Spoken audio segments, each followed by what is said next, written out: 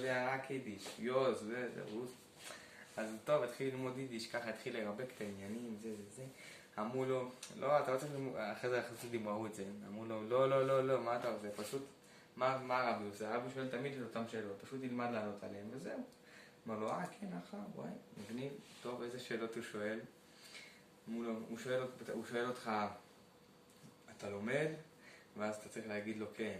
הוא שואל אותך כמה זמן ביום, תגיד לו 10, 11 שעות ככה, ואז הוא ישאל אותך, אתה עושה את זה בחברותה?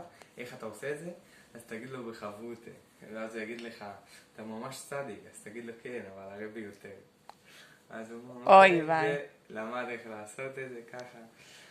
אני ככה, כולו מגיע הרבי רואה וידבק, הוא אומר, טוב, אני שאל אותו אם הוא טובל במיקרו. אז הוא אומר לו, אתה טובל? הוא אומר לו, יואו.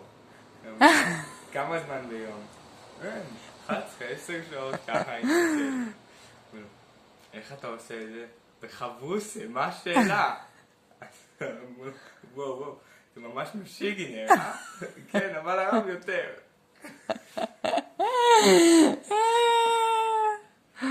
הפסיק, זהו, לסגור.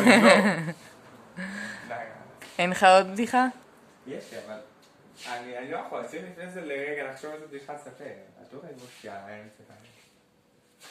איזה פולסי אחד שאל את אשתו, תגידי אשתי היקרה, באיזה מלון היינו לאחרונה?